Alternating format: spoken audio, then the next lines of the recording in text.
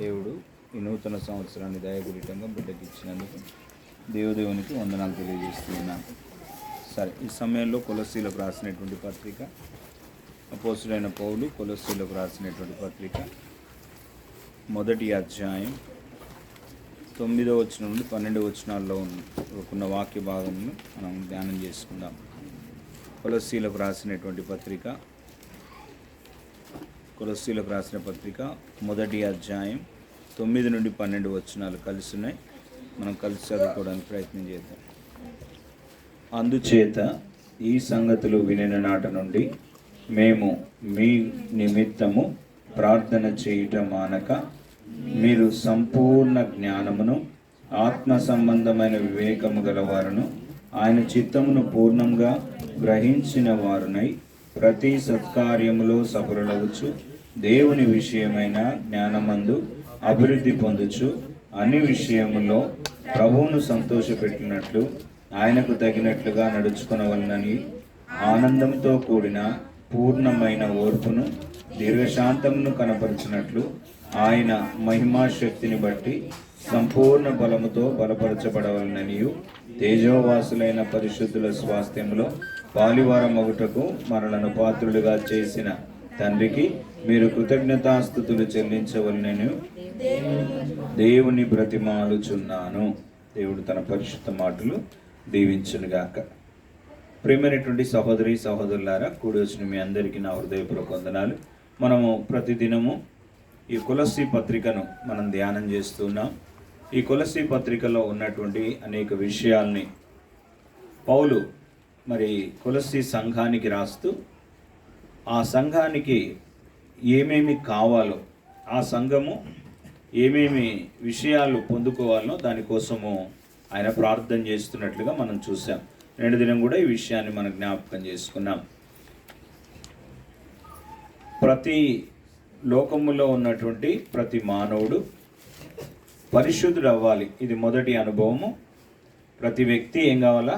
పరిశుద్ధుడు అవ్వాలి. ఎందుకంటే ప్రతి మానవుడు శరీరం యొక్క మనసు యొక్క ఈ కోరికలు నెరవేర్చుకొని స్వభావ సిద్ధంగా దేవుని ఉగ్రతకు గురై పాపములో ఉన్నాడు గనక పాపంలో ఉన్న ప్రతి మానవుడు పరిశుద్ధుడు కావాలి.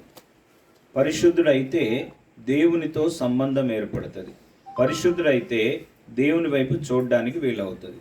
దేవుని వాక్యం ఇలాగ సెలవిస్తూ ఉంది, హృదయ శుద్ధి గలవారు ధన్యులు, వారు దేవుణ్ణి చూస్తారు. కాబట్టి పరిశుద్ధుడు కాకుండా ఒక వ్యక్తి దేవుణ్ణి కలుసుకునే అవకాశమే లేదు, దేవుణ్ణి చూసే అవకాశమే లేదు. కాబట్టి పరిశుద్ధులుగా మనం మార్చబడాలి. అది ఎలాగూ సాధ్యం? ఒక వ్యక్తి, ఒక పాపి పరిశుద్ధుడు ఎలా అవుతాడు అని అంటే దానికి కొన్ని కారణాలు ఉన్నాయి. కొన్ని విషయాలను బట్టి పరిశుద్ధులు అవుతారు. ఒకటి, యేసు రక్తములో కడగబడ్డ ద్వారా పరిశుద్ధుడు. మొదటి యోహాను పత్రిక 1వ అధ్యాయం 9వ వచనంలో ఇలా వ్రాయబడింది. మొదటి యోహాను పత్రిక 1:7 చదవండి. ఆయన వెలుగులోనున్న ప్రకారము మనమును వెలుగులో నడిచిన ఎడల మనము అన్యోన్య సహవాసము గలవారమై ఉందుము.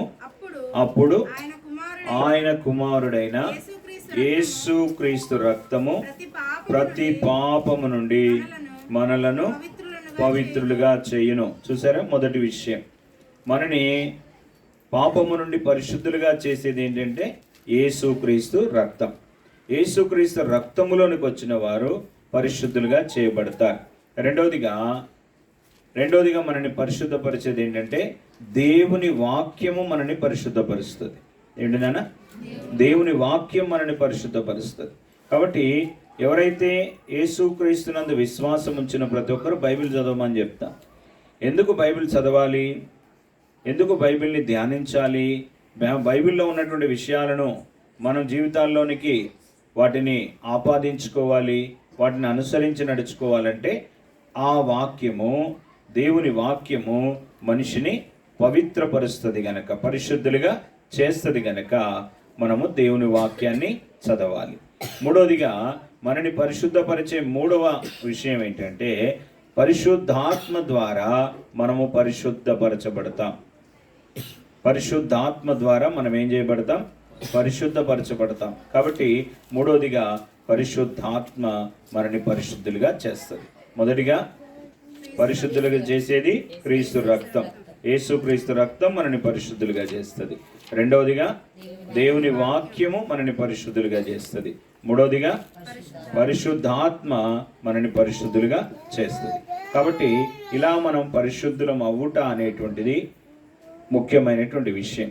ఇలా పరిశుద్ధులైన తర్వాత ఈ పరిశుద్ధతలో కొనసాగుతూ ప్రతి వ్యక్తి పరిపూర్ణుడు అవ్వాలి. ఏం కావాలన్నా పరిశుద్ధులుగా అయిన తర్వాత ప్రతి వ్యక్తి ఏం కావాలా? పరిపూర్ణుడు అవ్వాలి. పరిశుద్ధుడు అవ్వాలి అని అంటే మొదటిగా మనం చూసాం, పాపము నుండి విడుదల పొందితే పరిశుద్ధులు అవుతారు. ఈ పాపం అంటే ఏంటిది? శరీరం యొక్క, మనసు యొక్క కోరికలు, ఇష్టాలు, మరి లోకపు యొక్క ఆశలు, లోక సంబంధమైన విషయాలు, ఇవన్నీ మనిషిని అపవిత్రపరుస్తాయి. మనిషిని అపవిత్రపరిచినటువంటి ఇవన్నీ కూడా మనిషిని పాపిగా చేసి దాని వలన శిక్ష, నిత్యమైన మరణం అనే దానిలో తీసుకెళ్తాయి. అయితే క్రీస్తు యేసు రక్తం ఏం చేసిందంటే ప్రతి పాపము నుండి మనను విడుదల చేసింది. కనుక యేసు క్రీస్తు రక్తము ద్వారా మనం పరిశుద్ధులమైన, అంటే లోకపరమైనటువంటి విషయాలన్నిటి నుండి విడిపించబడి మనం శుభ్రమైనవని దాని అర్థం. ఏం చేయబడ్డాం? మనము శుభ్రము, లోకము నుండి, లోక సంబంధమైన మలినము నుండి, లోక సంబంధమైన కలకల నుండి మనం ఏం కావాలా? పరిశుద్ధులం అవ్వడం అంటే శుభ్రం అవ్వడము. ఇది ఎలాంటిదంటే గమనించండి, మనకు నల్ల నీళ్ళు లేకపోతే క్యాన్ నీళ్ళు మనకు వాళ్ళు తీసుకొచ్చారనుకోండి, లేకపోతే సాగర్ నీళ్ళు వస్తున్నాయి అనుకోండి, మన ఇంట్లో బిందెల నీళ్ళు మనము ఏం చేస్తాము? ఆ నీళ్ళు పట్టుకోవాలంటే ఆ నీళ్లు, ఉన్న నీళ్ళన్నీ తీసి ఏం చేస్తాము? అవి సగం ఉన్నాయో అడుక్కున్నాయో ఏం చేసినా దాన్ని ఏం చేస్తాం? శుభ్రంగా కడిగి ఆ నీళ్ళన్నీ పడేసిన తర్వాత అప్పుడు మనం ఏం చేస్తాము? మంచినీళ్ళు పట్టుకుంటాం. అది ఎంత సహజమైనటువంటి విషయమో అలాగే మన జీవితంలో ఉన్న పాత అలవాట్లు, పాత కోరికలు, పాత విషయము, పుట్టుకతోటొచ్చిన బుద్ధులు, పుట్టుకతోటొచ్చిన ఆలోచనలు, పుట్టుకతోటున్నటువంటి ద్వేషాలు, కోపాలు, అసూయలు, ఇవన్నీ కూడా కడగబడితేనే పరిశుద్ధుడు. అవన్నీ అలాగే పెట్టుకున్నాం. చూడండి, అవన్నీ కడగబడలేదు సరిగ్గా అనుకోండి. ఇది ఉదాహరణ తీసుకుంటే, మనము నల్ల నీళ్ళు వస్తున్నాయి, మనము బిందెని సరిగా కడగలేదు, శుభ్రంగా కడగలేదు, కడగకుండా దాని కింద నీళ్లు పట్టినావు, బిందె నిండింది, ఆ నీళ్లు తీసుకొచ్చి ఇంట్లో పెట్టినావు. ఇంట్లో పెట్టిన తర్వాత అందులోకి వెళ్ళి గ్లాస్ ముంచుకొని తాగుదామని ఆ గ్లాస్ తీసుకొని ఆ నీళ్ళని చూసేసరికి పైన అంతా దాంట్లో నలకలు, మట్టి కనబడుతుంది అనుకోండి. ఏం చేస్తావు? ఏమైతే ఇందులో ఇప్పుడే కదా పట్టుకొచ్చుకున్న నీళ్ళు తాగేద్దాం అనుకుంటావా? ఎందుకు తాగం? నువ్వు పట్టుకొచ్చుకున్న నీళ్ళే కదమ్మా, ఆ బిందె కూడా నీదేగా, తాగొచ్చుగా. ఎందుకు తాగం? ఏమున్నాయి అందులో? చెత్త చెదారం ఉంది. మన హృదయం కూడా ప్రాచీన స్వభావపు లక్షణాలు, ప్రాచీన గుణాలు కడుక్కోకపోతే మనం ఎన్ని ఆశీర్వాదాలు మన మీదకి వచ్చినా, ఎన్ని దీవెనలు దేవుడు మన మీద కుమ్మరించినా అవన్నీ కూడా నీకు పనికిరావు, ఇతరులకు పనికిరావు. నీకు కలిగిన దేవుడిచ్చే ప్రతి దీవెన నీకును, నీ కుటుంబానికి, ఇతరులకు అది ప్రయోజనకరం కావాలంటే నీ పాత్ర శుభ్రంగా చేయబడాలి. నీ పాత్ర శుభ్రంగా చేయబడకుండా ఆ పాత్రలో నువ్వు ఎన్ని నింపుకున్నా అవన్నీ మురికి నీళ్ళే, అవన్నీ మురికి పట్టినటువంటివే, ఎవరికి పనికిరావు. కాబట్టి ప్రియులారా, ఈరోజు చాలామంది జీవితాల్లో యేసయ్య దగ్గరకు వస్తున్నారు, యేసయ్య నమ్ముకుంటున్నారు, కానీ ప్రాచీనపు జీవితపు అలవాట్లు, ప్రాచీనపు కోరికలు, ప్రాచీనంలో ఉన్నటువంటి కొన్నిటిని వదిలిపెడుతున్నారు, కొన్నిటిని అలాగే అట్టు పెట్టుకుంటున్నారు. ఆ కొన్నిటిని అలాగే పెట్టుకున్నటువంటివన్నీ కూడా ఏమవుతున్నాయి అంటే నింపబడుతున్న పాత్రలో మురికిగా కనబడుతున్నాయి. నింపబడుతున్న పాత్రలు ఎలాగున్నాయి? అవన్నీ మురికిగా ఉన్నాయి. కాబట్టి ఆ మురికి నీళ్ళు మనకు, ఆ వ్యక్తికి ప్రయోజనం కాదు, ఆ కుటుంబానికి ప్రయోజనం కాదు, ఇతరులకు ప్రయోజనం కాదు. కాబట్టి పరిశుద్ధత వారి జీవితాల్లోనికి రాదు. పరిశుద్ధత వాళ్ళ జీవితాల్లోనికి రాకపోవడం ద్వారా దేవుణ్ణి చూసే అవకాశం వాళ్ళకు లేదు. ఎందుకంటే హృదయ శుద్ధి గలవారు ధన్యులు. శుద్ధీకరణ అనే అనుభవం కలగకపోతే దేవుణ్ణి చూసే అవకాశమే లేదు. దేవుణ్ణి చూసే అనుభవమే లేకపోతే, దేవుని యొక్క సన్నిధిని అనుభవించే అనుభవం లేకపోతే, దేవుని యొక్క సన్నిధిలో నేనున్నాను, దేవుడు నన్ను చూస్తున్నాడు, దేవుడు నాతో ఉన్నాడు అన్న అనుభవంలోకి రాకపోతే మనలో భయము, ఆందోళన, చింత, అధైర్యము ఇవన్నీ మనలో ఉంటాయి. చింత విడిచిపెట్టదు ఎప్పటికీ. ఎప్పుడు ప్రతిదాని కొరకు చింతిస్తూనే ఉంటాం, ప్రతిదాన్ని అనుమానిస్తూ ఉంటాం, ప్రతిదాన్ని మరి రకరకాలుగా ధైర్యంతో ఎదుర్కోలేం, ప్రతిదానికి బాధపడుతుంటాం, ప్రతిదానికి దిగులు పడుతుంటాం. కారణం ఏంటంటే దేవుని సన్నిధి అనుభవించకపోవడం దానికి కారణం. దేవుని సన్నిధి లేకపోవడం దాని వలన ఈ పరిస్థితి మనకు కలుగుతుంది. కాబట్టి ప్రియులారా, ప్రతి వ్యక్తి దేవుని దగ్గరికి వచ్చినప్పుడు ఆయన పరిశుద్ధుడు కావాలి. పరిశుద్ధుడు మొత్తం పూర్తిగా హృదయ అంతరంగములన్నీ కూడా కడగబడి పరిశుద్ధతలోనికి రావాలి. పరిశుద్ధతలోనికి వస్తే దేవుని ముఖదర్శనము, దేవుని సన్నిధి, దేవుని యొక్క వాక్యం యొక్క ప్రభావం మనకు అర్థమవుతుంది. దేవుని యొక్క వాక్యము మన జీవితాల్లో దేవుడిచ్చే ఐశ్వర్యాన్ని, దేవుడిచ్చే ఆశీర్వాదాన్ని, దేవుడిచ్చే వాటన్నిటిని కూడా మనకు తేటగా చూపిస్తుంది. నేను 2000 సంవత్సరంలో రక్షింపబడ్డాను. 2000 సంవత్సరంలో ఆగస్టు 6వ తారీఖున ప్రభువైన యేసుక్రీస్తు నా సొంత రక్షకునిగా అంగీకరించాను. అప్పటి వరకు మా ఇంట్లో బైబిల్ ఉండేది. మా ఇంట్లో ప్రతిరోజు కూడా కుటుంబ ప్రార్థన చేసుకునేవాడు. నాకు అవకాశం ఉన్నప్పుడు వచ్చేవాడిని కుటుంబ ప్రార్థనకి. ఎప్పుడో నెలకోసారి, వారానికి ఒకసారి, ఎప్పుడో ఒకసారి కుటుంబ ప్రార్థనలో నేను ఉండేవాడిని.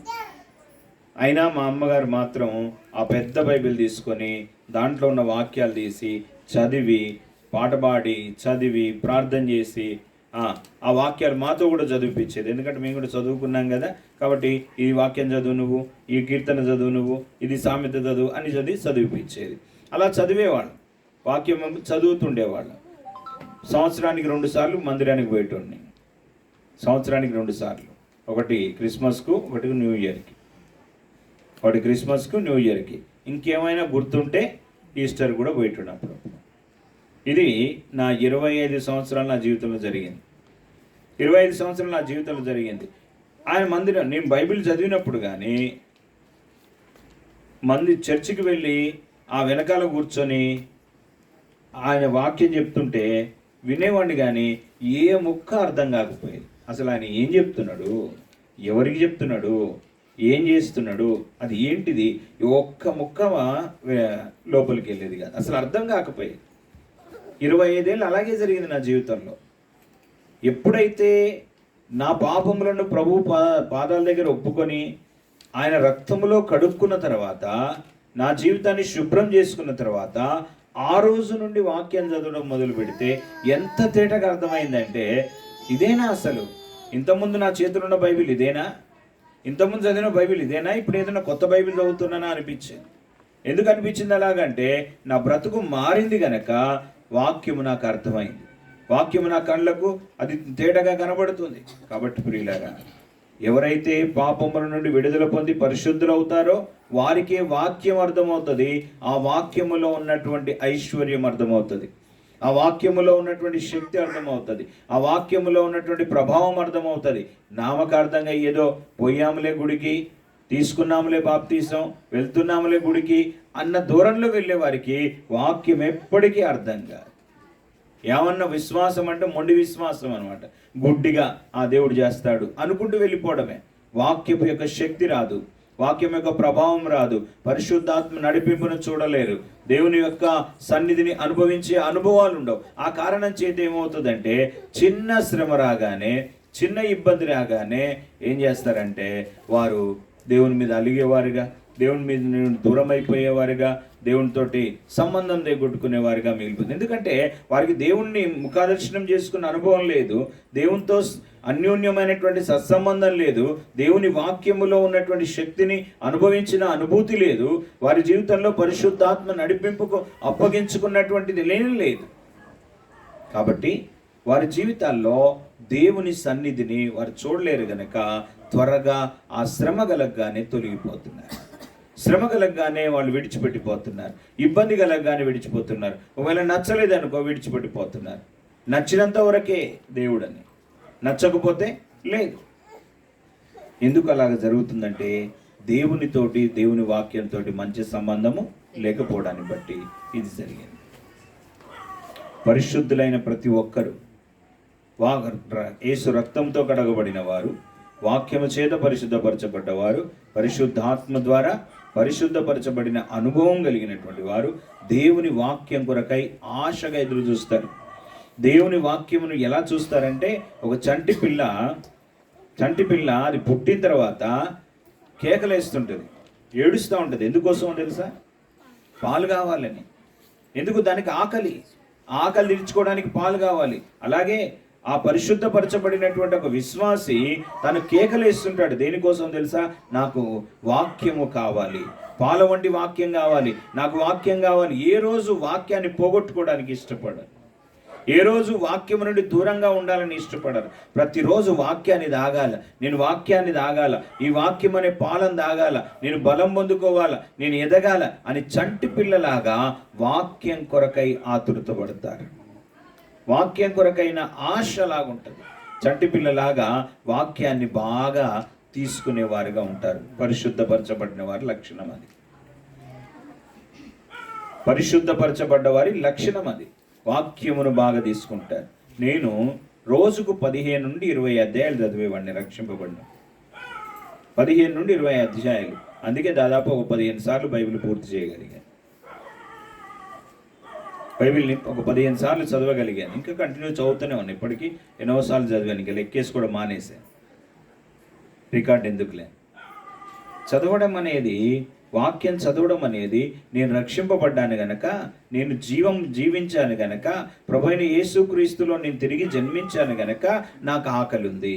నేను బతికున్నాను గనక నాకు ఆకలి ఉంది. కాబట్టి ఆ ఆకలి తీర్చుకోవడానికి నేను వాక్యాన్ని చదువుతున్నాను. ఈ ఆకలి, వాక్యం కొరకైన ఆకలి లేకుండా, దాహం తీర్చుకోవాలన్న ఆకలి లేకుండా, ఆ దప్పికి తీర్చుకోవాలనేటువంటిది లేకుండా ఉన్న వ్యక్తిని ఏమంటారు? వారు బ్రతికున్నవారా, మృతి చెందినవారా? బ్రతికున్నవాడు ఖచ్చితంగా ఏమడుగుతాడు? తప్పకుండా ఆకలి అవుతుంది, నాకు అన్నం పెట్టు అంటాడు. దాహం అవుతుంది, నీళ్ళు అంటాడు. అదే చచ్చిపోయినవాడు ఎన్ని రోజులున్నా వాడు అన్నం అడగడు, నీళ్ళు అడగడు. ఎంత మంచోడు కదా, ఎంత మంచోడు కదా. అన్నం పెట్టాల్సిన పని లేదు, నీళ్ళు పెట్టాల్సిన పని లేదు. ఎవరికమ్మా? చచ్చిపోయినవాడికి. అదే బతుకున్నవాడికైతే నాకు వాక్యం ఎట్లా, నాకు వాక్యం ఎట్లా, నాకు ఆకలి ఎట్లా, నాకు ఆకలి అవుతుంది, ఆ భావన కలుగుతుంది. కాబట్టి నీవు నేను పరిశుద్ధపరచబడ్డాము అనడానికి గుర్తయిందంటే వాక్యం కొరకైన ఆకలి మనలో మండుతుంటుంది. రెండవదిగా ప్రార్థనా జీవితం. ఇది దాహం లాంటిది, ప్రార్థన ఊపిరి లాంటిది. ప్రార్థన అనేది ఊపిరి లాంటిది. ఈ ఊపిరి ఏం చేస్తుంది? శ్వాస, ఉచ్ఛ్వాస, నిశ్వాస. శ్వాస తీసుకోవడము, వదలడం. ఎట్లయితే మనకు తెలుస్తుందా శ్వాస తీసుకోవడం వదలడం? గాలి తీసుకోవడం వదలడం మనం ఏమన్నా ఇప్పుడే తీసుకోవాలి, పొద్దున్నే గాలి తీసుకోవాలి, మళ్ళీ మధ్యాహ్నం గాలి తీసుకోవాలా, మళ్ళీ రాత్రి గాలి తీసుకోవాలా అని అనుకుంటే మనం ఏమవుతాం? ప్రార్థన అనేది ఊపిరి లాంటిది, గాలి తీసుకోవడం లాంటిది. అంటే మన జీవితంలో ఎలా ఉండాలా? ప్రార్థన అనేది ఎప్పుడు మనలో కొనసాగుతుండే ప్రక్రియ. ఇది ఎప్పుడు కొనసాగుతుండేటువంటి ప్రక్రియ. ప్రార్థన అంటే 2 విషయాలు ఉంటాయి అందులో. ఒకటి, మనం దేవునితో మాట్లాడడం, దేవుడు మనతో మాట్లాడడం. మనం దేవునితో మాట్లాడాలి, దేవుడు మనతో మాట్లాడాలి. ఈ 2 కలిపితేనే ప్రార్థన. కాబట్టి ఇది ఊపిరి లాంటిది. మనం బ్రతకడానికి శ్వాస తీసుకోవడం ఎంత అవసరమో ప్రార్థనా జీవితం కూడా అంతే అవసరం. కాబట్టి ప్రార్థనను ఊపిరిగా భావించాలి. ప్రార్థనను ఊపిరిగా భావించి మనం ఆ శ్వాసను తీసుకుంటే ఆత్మీయంగా బ్రతుకుతాం. ఆత్మీయంగా బలం పొందడానికి వాక్యం అవసరమైతే, ఆత్మీయంగా బ్రతకడానికి ఏమవసరమన్నా? శ్వాస, గాలి తీసుకోవడం అవసరం కదా. ఈ 2 అవసరం. మూడోదిగా ఉంది, అన్నం ఉంది, గాలి ఉంది, నీళ్ళు లేకపోతే, దాహం తీర్చుకోకపోతే ఏమవుతాం? దప్పికతోటి నాలుక ఎండిపోతుంది. అది మన జీవితాన్ని నెమ్మదిగా ఉండనియలేదు. కారణం ఏంటంటే దాహము, ఆ దాహం. కాబట్టి బాగా దాహం వేస్తుంది అనుకోండి, నీళ్ళు తాగకపోతే ఎట్లా కొట్టుకుంటుకుని ఇబ్బంది పడిపోతాం. అలాగే ఆత్మీయ జీవితంలో ఒక విశ్వాసి దాహం తీర్చుకోవాలి. పరిశుద్ధాత్మ ద్వారా దాహం తీర్చబడాలి. పరిశుద్ధాత్మ శక్తిని అలా పొందుకోవాలి, దాహంలాగా పొందుకోవాలి. మనం పరిశుద్ధాత్మ మీద ఆధారపడుతూ పరిశుద్ధాత్మ ఇచ్చేటువంటి నీళ్లను పొందుకుంటూ మనము దినదినము అభివృద్ధి పొందాలి, దినదినము మనం నెమ్మది పొందాలి. పరిశుద్ధాత్మ ద్వారా సమాధానం, పరిశుద్ధాత్మ ద్వారా నెమ్మది, పరిశుద్ధాత్మ ద్వారా ఆశీర్వాదం, పరిశుద్ధాత్మ ద్వారా జీవం, పరిశుద్ధాత్మ ద్వారా నిత్య జీవం. ఇవన్నీ కూడా మనకు పరిశుద్ధాత్మ ద్వారా కలిగే విషయాలు. కాబట్టి ఒక వ్యక్తి పరిశుద్ధుడు అయినాడు అంటే ఆ వ్యక్తికి ఈ 3 లక్షణాలు కనబడుతుంటాయి. ఒకటి, వాక్యం కొరకైన ఆకలి ఉంటుంది. రెండవదిగా ప్రార్థన అనే జీవము ఊపిరి ఉండి తీసుకుంటాడు. మూడవదిగా పరిశుద్ధాత్మతో నడిపింపబడే దాహము కలిగి ఉంటాడు. కనుక ఈ 3 కలిగి ఉంటే మనము బ్రతికున్నామని గుర్తు, పరిశుద్ధపరచబడ్డామని గుర్తు. కనుక ప్రియ తమ్ముడా, ప్రియ చెల్లి, నీ లోపల ఇది కలుగుతుందా? వాక్యం కొరకైనటువంటి ఆకలి, ప్రార్థనా జీవితం అనేటువంటి ఊపిరి, పరిశుద్ధాత్మ అనే నీళ్లు, వీటిని పొందుకుంటున్నామా? వీటిని మన జీవితాల్లో ఎంతగా ఆపేక్షిస్తున్నాం? ఏం పర్వాలేదులే, ఈ వారం మందిరానికి రాకపోతే అనుకున్నాం అనుకో, అంటే ఓ వారం రోజులు గాలి తీసుకోకపోతే ఎట్టుంటుంది? వారం రోజులు అన్నం తినకపోతే ఎట్టుంటుంది? వారం రోజులు నీళ్ళు తాగకపోతే ఎట్టుంటుంది? మనం శుష్కించిపోతాం, దగ్గరగా అయిపోతాం. అవునా? ఆత్మీయంగా అందుకే మనము శుష్కించుకుపోవడానికి, ఆత్మీయంగా స్కెల్టన్ లాగా తయారవడానికి గల కారణం ఏంటంటే ఈ 3టికి దూరం అవ్వడం. ఈ 3 మనకు సమృద్ధిని కలుగజేసే శరీరం ఏంటిదంటే సంఘం. ఏంటన్నా? ఈ 3టిని మనకు ఎప్పటికప్పుడు అందించేది ఏంటంటే సంఘం. సంఘం అనే శరీరములో మనం ఒక అవయవంగా కూర్చబడాలి. సంఘం అనే శరీరములో నువ్వు కూర్చబడితే పోషింపబడతావు. అవునా కాదా? నా శరీరంలోకి అతుకుంది కాబట్టి నా చెయ్యి కదులుతుంది, పనిచేస్తుంది. ఇది తెగిపోయింది అనుకోండి, కట్ అయింది అనుకోండి, ఇది పనిచేస్తుందా? పనిచేయదు. దీంట్లో ఏ కదలికలు ఉండవు, ఇది ఎండిపోతుంది. అట్లాగే ఆత్మీయ జీవితంలో మనం ఎందుకు ఎవరికి ప్రయోజనం లేకుండా పోతున్నాం? ఎందుకు మనం ఉపయోగం లేనటువంటి అవయవాలుగా మారిపోయినాం? పెరాలసిస్ వచ్చిన వాళ్ళుగా మారిపోయినాం. కారణం ఏంటంటే, పెరాలసిస్ వస్తే ఏమవుతుంది నాన్న? చెయ్యి కాలుకి పడిపోతుంది. అది ఆ చెయ్యిని ఇంకొక చెయ్యి పట్టుకొని లేపాల్సి వస్తుంది, కానీ ఆ చెయ్యి మాత్రం దేన్ని లేపదు. అదే ఈరోజు కూడా చాలామంది జీవితాల్లో కూడా ఆత్మీయ పెరాలసిస్తో బాధపడుతున్నారు. ఎలాగా? వాళ్ళు ఎవరికి పనికిరారు, వాళ్ళకి ఇంకొకరు పనికిరారు, వాళ్ళకి ఇంకొకరు సహాయం చేయాలి. ఈరోజు ప్రియ తమ్ముడా, చెల్లి, ఈ స్థితి నుండి మనం విడుదల పొందుదుముగాక.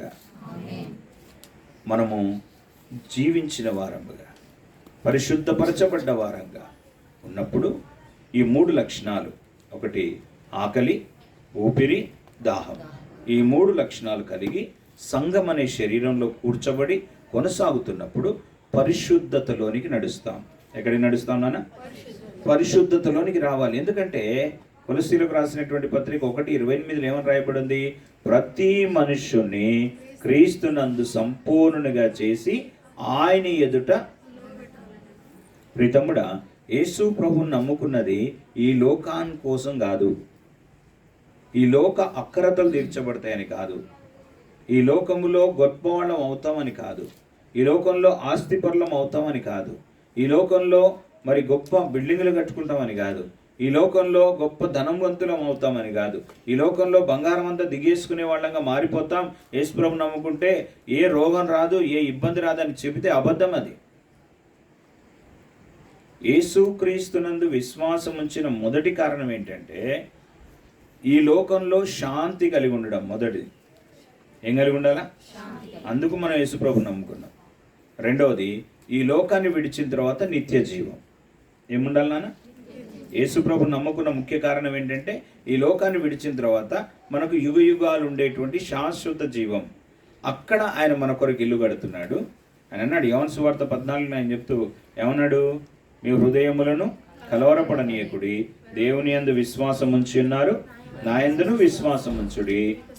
మీకు స్థలము సిద్ధపరచ వెలుచున్నాను, నేనుండు స్థలములో మీరు ఉండులాగా మరలా వచ్చి తీసుకొని పోతాను. ఎంతమంది దేవుని వాక్యాన్ని నమ్ముతున్నారు? నేను నమ్ముతున్నాను దేవుని వాక్యాన్ని. నువ్వు నమ్ముతున్నావు దేవుని వాక్యాన్ని? నేను నమ్మితే ఈ మాటను కూడా నమ్మాలి. ఏమి నమ్మాలా? ఆయన ఉండే స్థలంలో దేవుడు నాకు స్థలం సిద్ధపరచ వెళ్తున్నాడు. నేను ఆయన ఉండే స్థలంలో యుగ యుగాలు ఉండబోతున్నాను. ఈ లోకంలో బతికేది 60, 70, 80 సంవత్సరాలే. ఆ తర్వాత ఆయన దగ్గర ఉంటాను. కాబట్టి ఇప్పుడు ఆయన దగ్గరికి వెళ్ళాలి. నేను ఒకరోజు వెళ్తాను ఖచ్చితంగా. ఆయన వస్తాడు, నన్ను తీసుకెళ్తాడు. లేదా ఆయన వచ్చేలోపే నేను ఈరోజు ఈ లోకంలో మరణిస్తే సమాధి చేపడతాను. ఆ సమాధి నేను ఆయన వచ్చినప్పుడు తెరవబడుతుంది. నేను లేపబడి ఆయన చేరుకుంటాను. అయితే ఈ లోకంలోనే నేను ఒక బిల్డింగ్కి కట్టుకున్నాను అనుకోండి, ఒక ఆస్తికి కట్టుకున్నాను అనుకోండి, బంగారాన్ని కట్టుకున్నాను అనుకోండి, ఆయన వచ్చినప్పుడు నేను ఎత్తబడతానా? నేను ఇంకో మాట చెప్తాను. ఆయన వచ్చినప్పుడు మనకు కలిగినవన్నీ విడిచిపెడిపోవాలి. మనం ఆఖరికి నువ్వు వేసుకున్న బట్టలు కూడా, అర్థమైంది కన్నా, నువ్వు వేసుకున్న బట్టలు కూడా, ఇది కానీ 50,000 రూపాయల చీర దేవా, మరి దీంతో నన్ను రాని కొంచెం ఒక్కసారి కూడా వేసుకోలేదు, ఇప్పుడే వేసుకున్నా, మరి నువ్వు ఇప్పుడే వచ్చినావు, మరి ఎట్లా అని అంటే నీ 50,000 చీర రాదు నీతోటి, ఏది రాదు మనతో. మనం ఉన్న పాటన ఆయన వచ్చాడు అంటే మన దేహము మహిమా దేహంగా మార్చబడి ప్రభుని చేరుకుంటాడు. ఈ దేహానికి మహిమా వస్త్రాన్ని ఇస్తాడు ఆయన. అది ఆయన ఇచ్చే వస్త్రం, అది పరలోక సంబంధమైన పెళ్లి వస్త్రం. అది ఎందుకు ఈ మాట చెప్తున్నానంటే ఆయన పెళ్లి వస్త్రం ఇవ్వడానికి వస్తున్నాడు. మీకు మాట ఆయన మత్తయి సువార్తలో వచ్చిన ఉదాహరణ చెప్పాడు. ఆయన ఒక రాజట పెళ్లి విందు ఏర్పాటు చేశాడట. ఏం చేశాడు? క్రొవ్విన దూడలు వధించాడు. అంత విందంతా సిద్ధపరచబడింది. పిలువబడిన వాళ్ళని పిలవమని చెప్పాడు. పోయి దాసులు పోయి మా విందు సిద్ధంగా ఉంది, అందరూ వచ్చి భోజనం చేయండి అని చెప్పమన్నాడు. వాళ్ళు చెప్తే వాడేమన్నాడు, ఒకడిని పొలానికి పోయిండంట, ఒకడు ఎడ్లను కొనుక్కున్నాడంట, ఇంకోటి పెళ్లి చేసుకున్నాడంట, ఇంకోటి ఇదంట. నేను రాలేము అన్నారు వాళ్ళు. అప్పుడు ఏం చేశారు?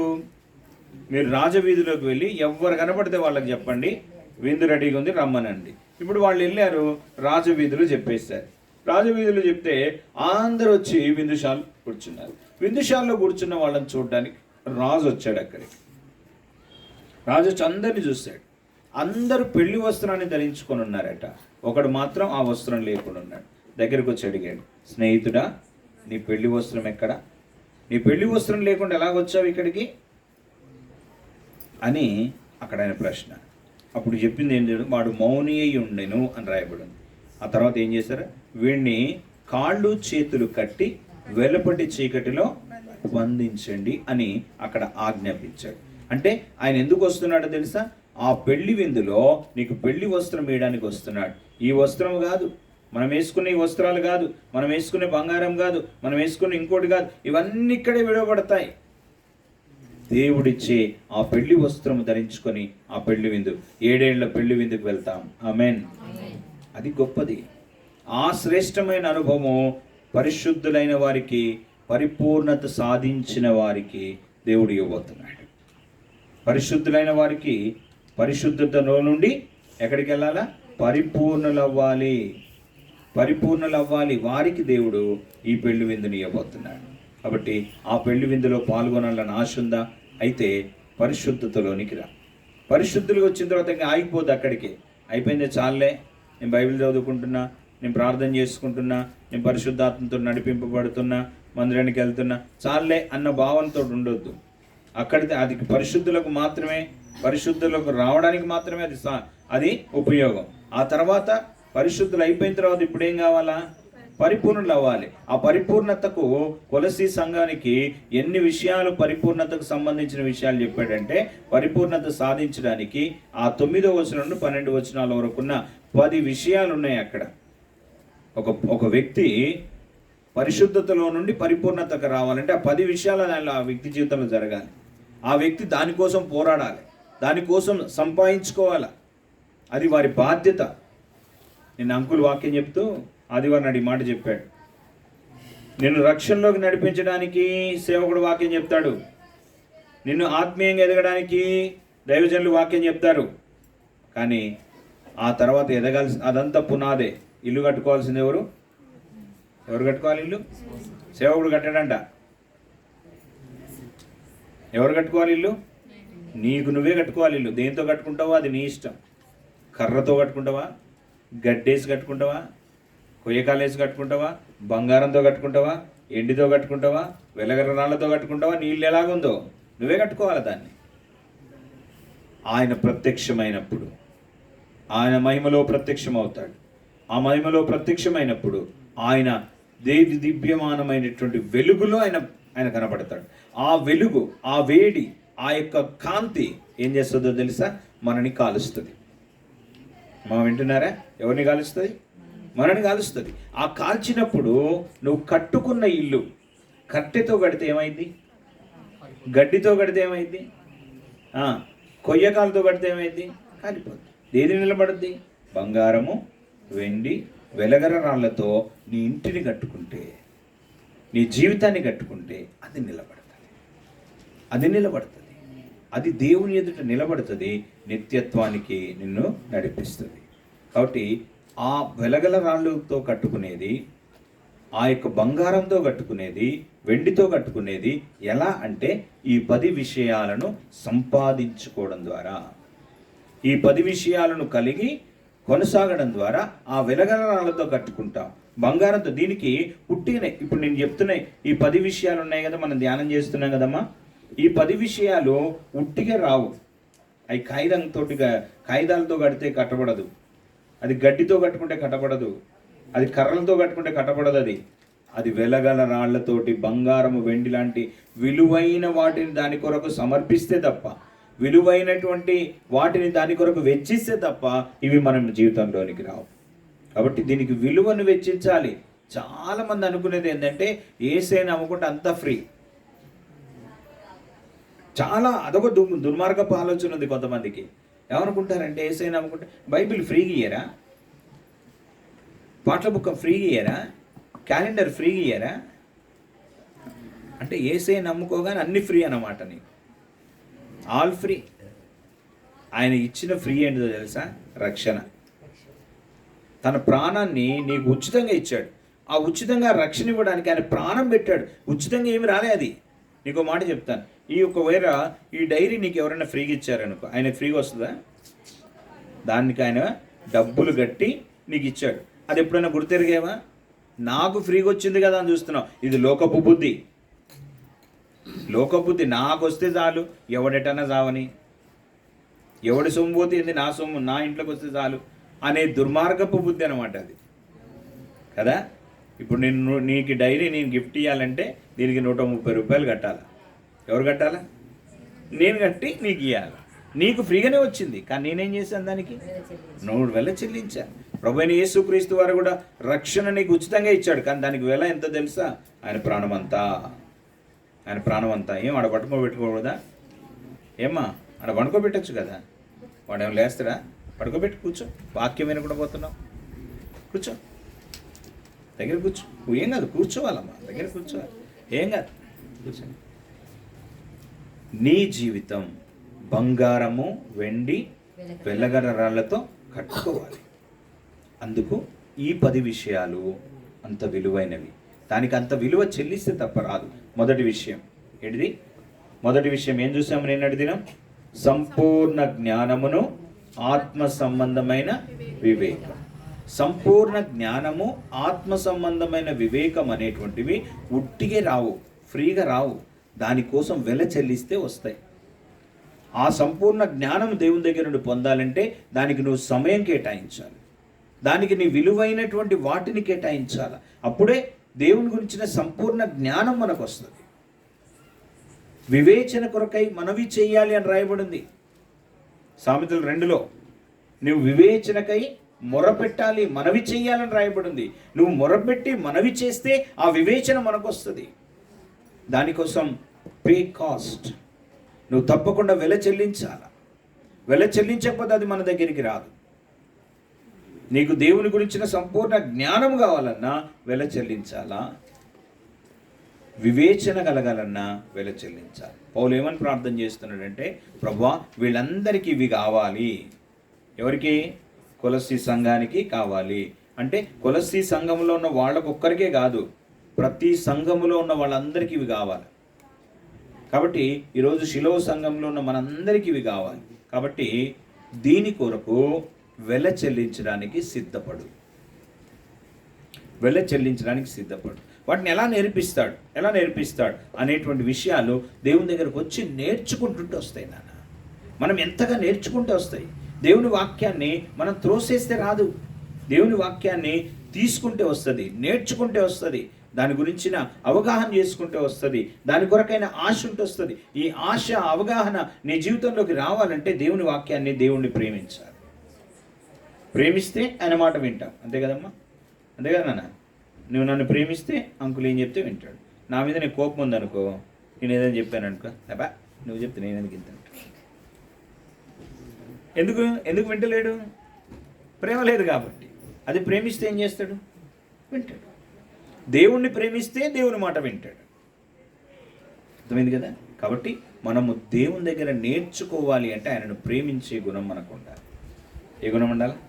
ప్రేమించే గుణం. ఈ 3 గుణాలు కొలస్సీ సంఘానికి ఉన్నాయి. మనం చూసాం. ఏ గుణాలు ఉన్నాయి? 1, పరలోకమందు వారి కొరకు ఉంచబడిన నిరీక్షణ. 2వదిగా యేసుక్రీస్తునందలి విశ్వాసము.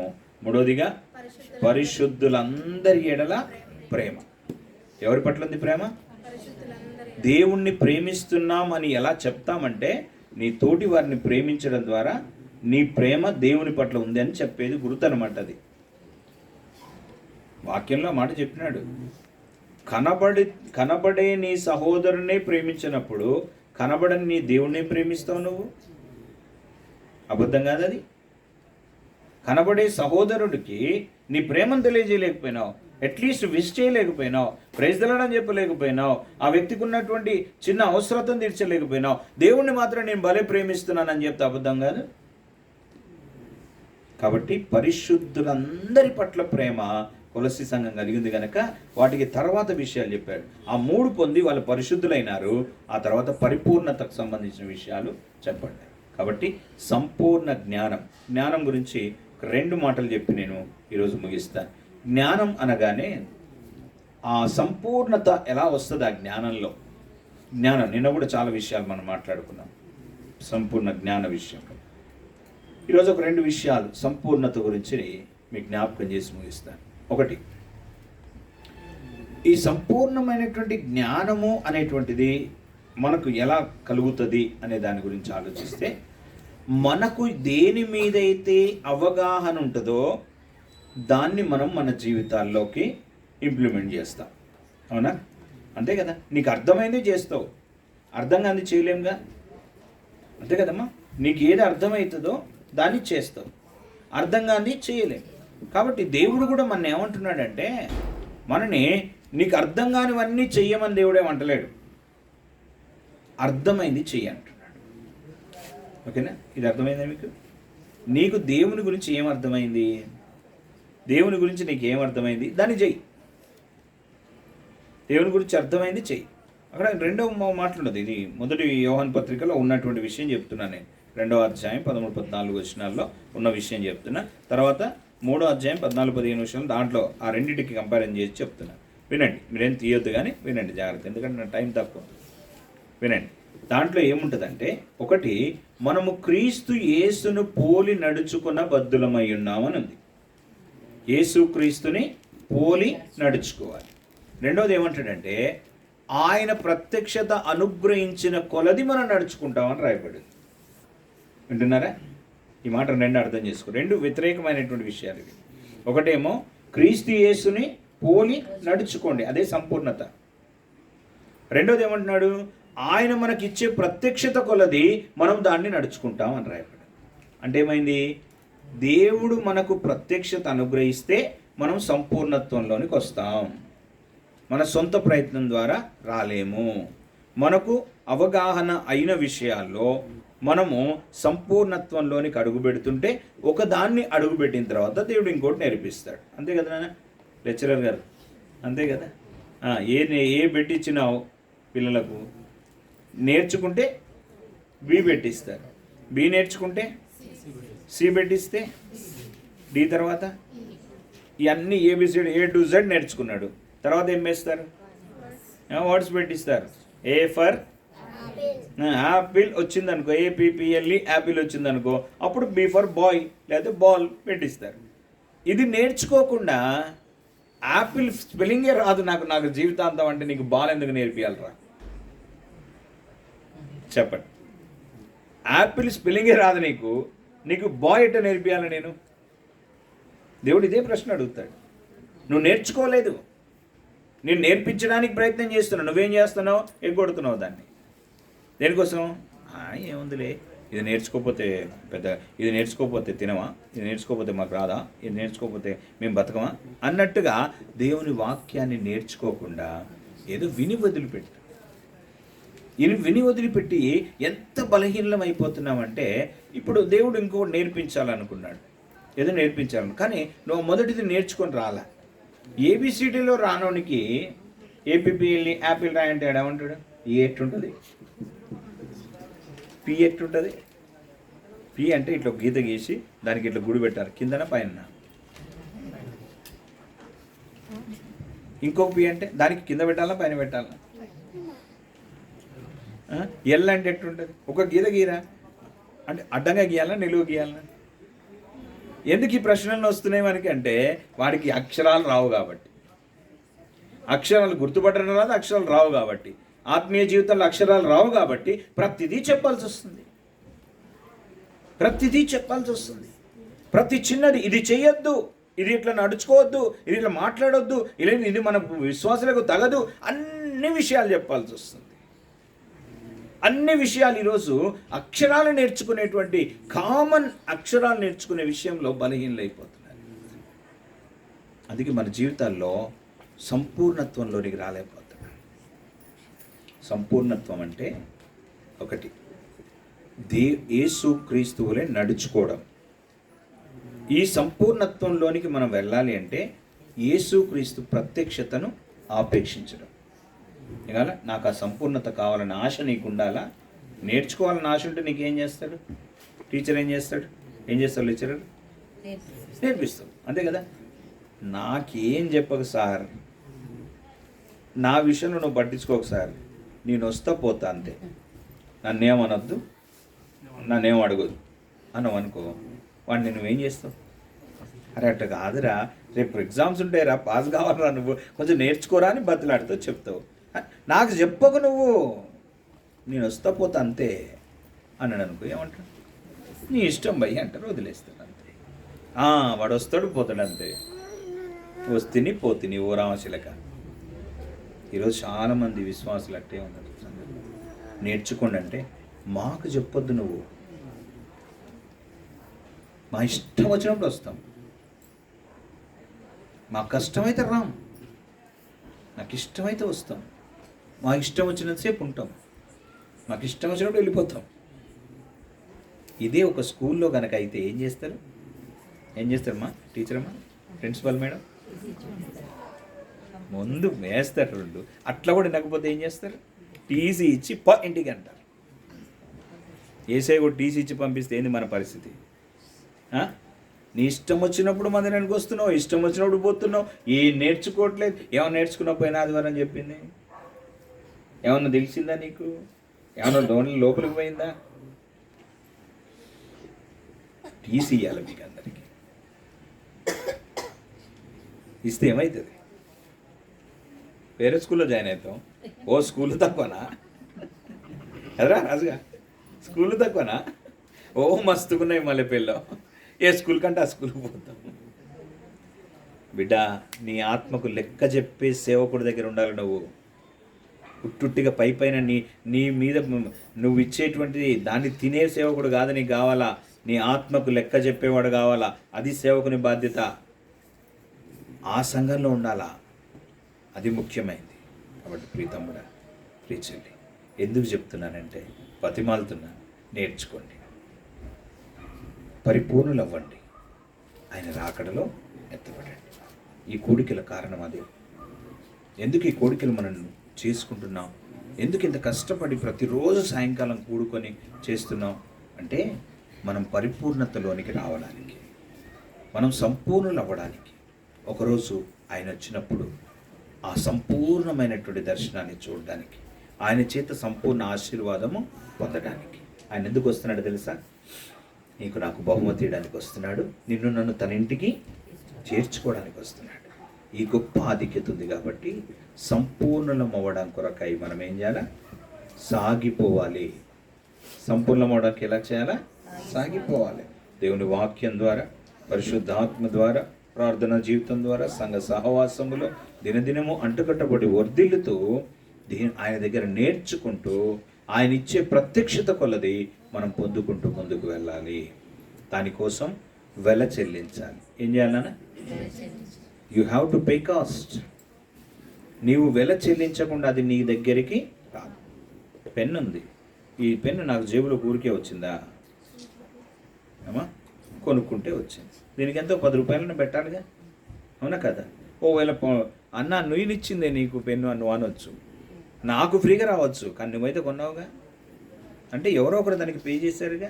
అంటే there is no pay, there is no anything. నీకు దానికి వెల చెల్లించకపోతే మనకేది దొరకదు. అలాగే ఆత్మీయ జీవితంలో నువ్వు పరిపూర్ణతలోనికి రావాలంటే దానికి వెల చెల్లించాలి. ఆ వెల నీ సమయం, ఆ వెల తగ్గించుకోవడం, ఆ వెల దీనత్వంలోనికి రావడం, ఆ వెల దేవునికి సంతోషాన్ని కలిగించేలాగా ఉండడం, ఆ వెల మనము మన జీవితంలో ప్రథమ స్థానం ఆయనకి ఇవ్వడం వెల. ఆయనకు ఆ వెల చెల్లించడం. దానికోసం నువ్వు ఎంత వెల చెల్లిస్తావో, ఎంత ఎక్కువ కాస్ట్ పెట్టి నువ్వు వెల చెల్లిస్తావో అంత ఎక్కువ చేస్తావు. హైదరాబాదులో ఎల్కేజీకి 1,00,000 రూపాయలంట ఫీజు. ఎంతనా? ఎందుకు చేస్తారంటావు? గవర్నమెంట్ స్కూల్లో ఫ్రీ కదా. నాకు దీనికి ఆన్సర్ చెప్పండి. ఏదో సిలబస్, సేబీసీ సిలబస్ అనుకో, స్టేట్ సిలబస్ అనుకో, ఇంకోటి అనుకో. గవర్నమెంట్ టీచర్లు ప్రైవేట్ టీచర్ల కంటే క్వాలిఫైడ్, అవునా కదా? క్వాలిఫైడ్ టీచర్స్ ఫ్రీగా చదువు చెప్తున్నారు, మధ్యాహ్నం భోజనం పెడుతున్నారు. ఇవన్నీ పక్కన పెట్టి 1,00,000 రూపాయలు ఎల్కేజీ కంటే వానికి పోయి సంవత్సరం ముందు అడ్వాన్స్ కట్టి 1,00,000 రూపాయలు కట్టి వాడిని చేపిస్తున్నారు. ఏంటి దాని ఉద్దేశం? మావాడు మంచిగా చదవాలి, మంచి స్కూల్లో వేస్తే మావాడు ఏమవుతాడు? దానికి కాస్ట్ పే చేస్తున్నాను నేను, కాబట్టి దానికి తగిన ప్రతిఫలం నాకు దొరుకుద్ది. ఇక్కడ కాస్ట్ పే చేయట్లేదు, దానికి తగిన ఫలితం దొరుకుద్దో లేదు, అవునా కదా? వాళ్ళు 1,00,000 రూపాయలు కట్టారు కనుక వాళ్ళు ఏమనుకుంటారు తెలుసా? నా కొడుకు బాగా చదువుతాడు, నా కొడుకు మంచి ర్యాంక్లోకి వస్తాడు, ఉన్నత స్థితికి వస్తాడు. నువ్వు కాస్ట్ పే చేస్తే నీకు ఆ ధైర్యం దొరుకుతుంది. నీకు ఏ కాస్ట్ లేకుండా ఉట్టిగానే అలాగా ఏ విలువ, ఏ వాల్యూ దానికి ఇవ్వకుండా ఒక్కరోజు కూలిని మానలేవు. ఒక్కరోజు దేవునికి సమయం ఇవ్వడానికి, దేవుని సన్నిధిలో ప్రార్థన చేయడానికి మనం ఏ వెల చెల్లించని వారంగా ఉంటే దేవుని ఆశీర్వాదం ఎట్లా సంపూర్ణమవుతుంది మనలో? కాబట్టి ఈరోజు దేవుడు మనతో మాట్లాడుతున్నాడు. You have to pay cost. దేవునిలో ఎదగడానికి, సంపూర్ణత్వంలోనికి రావడానికి వెల చెల్లించాలి. ఆ వెల ఏంటి? ఆ వెలను ఎలా చెల్లించాలి? రేపు మనం చూసుకుంటాం. ప్రార్థన చేసుకుంటాం. మంచి తండ్రి, గొప్ప దేవానికి స్తోత్రాలు. నీ ప్రియకుమారుడు యేసుక్రీస్తు మాకిచ్చిన రక్షణ కొరకై